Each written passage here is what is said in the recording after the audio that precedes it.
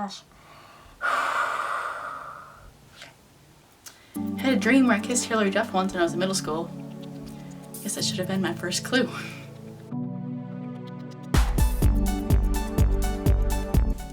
Hi, everyone. This video is tougher than I thought it was going to be to make. I think that's why it's all the more important that I make it. Things I'm going to say here are not going to be very popular in either camp. They're going to leave me kind of in no man's land when it comes to this topic. But I came to the realization that that's why I need to talk about this in the first place. I'm sure I'm not the only one out there who thinks this way, and it can be a really lonely experience to go through. And I think even just talking about my crazy, chaotic life on camera, well, I guess it's a step forward, as we'll call it that. Let's get the main event out of the way. I've come to the realization that I am bisexual. How do I know? Well, you'd think that'd be an easy answer, right? But it wasn't really. This is something about myself that I've only really realized in the past couple of years. When I first started thinking about this, and I had that inkling of maybe I'm bi, I thought maybe I wasn't bi enough, if that makes any sense. I didn't really have any, lingering fantasies of dating girls. I didn't really have an inclination of getting into a relationship with another woman. And when I talked about it with some people, when they asked if I wanted to have sex with other women, my first answer was no, not really. Like, I wasn't really going out of my way to do so, and I didn't really have any, pull to do so. And so they'd always tell me, oh, then you're not bi then. You have a crush. It's one of those things that straight girls like to talk about when, do I want to be like her, or do I like her? It's that kind of thing. And I thought maybe I was just in that gray area and I was overthinking things. And it just kept coming up. And I kept feeling this additional pull that I couldn't really explain. I couldn't really put it into words in ways that made it feel as impactful as it felt. Obviously that particular conflict never really ran away, and so I've been thinking on it ever since. I couldn't just really chalk it up to aesthetic appreciation. There was something else about it. I felt this pull every once in a while. It's still kind of hard for me to explain in a way that really makes any sense. But it didn't happen all the time, but when it happened, it happened. I couldn't really pinpoint what finally broke the ice, but it's happened in the last couple weeks, really. I don't know, it just all kind of culminated. One night I finally sat down and I put myself in that situation. I pictured myself with another girl. It finally clicked. I'm wondering if maybe before I was afraid to put that title on myself. Firstly, because I didn't want to put that title on myself and not have it be true. I didn't want to be like, oh yeah, I'm totally bi, and then not actually, fit into that community. I've come to the realization that I think I'm on that spectrum, as it were. A really good metaphor that I've seen floating around is that bisexual people are not half gay and half straight in the way that the color purple is not really half red or half blue. It is one entirely new color. And there can be more prevalence of red or more prevalence of blue, which is what kind of I thought applied to me, but it's still purple. And that's why I've recently come to the conclusion that yeah, I'm bi, and putting that title on myself is not a bad thing. So let's talk about what that changes. It does shed some light on some of my memories before. I'd watch, action movies and stuff like that. I'd always think, oh yeah, that girl's hot, but I thought that's what the audience was supposed to think. Little me had some concept of what the male gaze was in media, and I thought I was just falling prey to that. A lot of little stuff started to make sense. And it wasn't just stuff in media. There was, some girls in real life. It wasn't even that I was like, oh yeah, I want to be in a relationship with you. It was just, I just want to look at you. And I would feel nervous. And I thought it was intimidation because they were really smart, really beautiful, really just all around great women.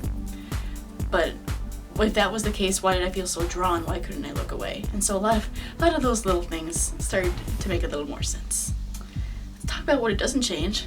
I'm still getting married in 2 weeks, which great timing on my part, but I don't really feel the need to go experiment or anything like that.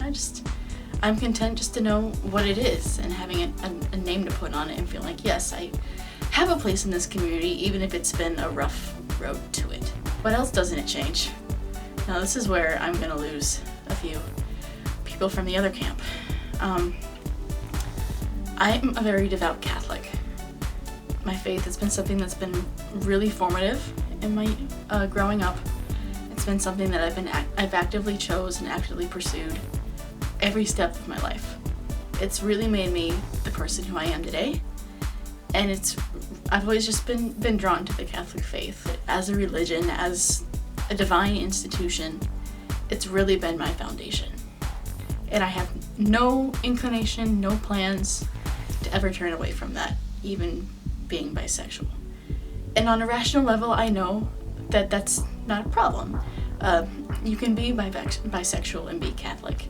As a devout Catholic, that means that even if I was single, I wouldn't be looking to go date another woman. One, it wouldn't be fair to her, and two, it's just I try to adhere to Catholic teaching. And in this case, there's a lot on that I still have to learn. Right now, it is something that I'm willing to accept for myself and to learn more about it later on. I really do want to stress again that I don't judge anyone who is bi or lesbian or gay or anyone from the LGBT community who's following, I don't even want to say that lifestyle, because being LGBT doesn't mean you're necessarily dating anybody else. It's about self-identity. It's not always about, who you're in bed with. And I think that gets conflated a lot. Started to read, I'm going to lose even more from the traditional Catholic camp, but Father Jim Martin from the Jesuit community has just recently released a book called Building a Bridge, and he talks a lot about how the Catholic Church can build a better relationship and reach out to people from the LGBT community. I like it. I don't see any problems with it. Maybe someone will comment and point it out, and really learning more about the philosophy on both sides. Really trying to be compassionate with the community, especially since now I'm part of that community. I guess part of me is a little scared that makes me an other in the eyes of some Catholics. And part of me wonders if I'm meant to kind of be part of that bridge.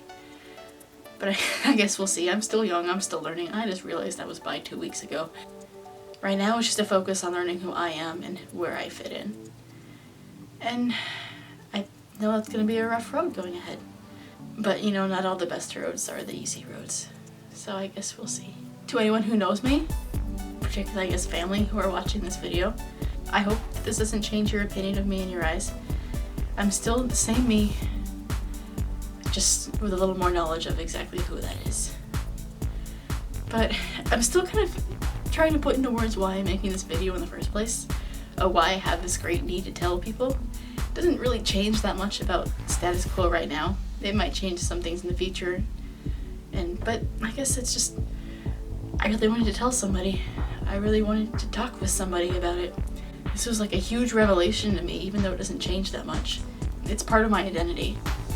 And while I do intend to pursue a lifestyle that is in accordance with the Catholic teachings, it doesn't change the fact that I am, in fact, bisexual. And who knows, maybe I can use that as part of my faith. I guess we'll see. Thanks for watching.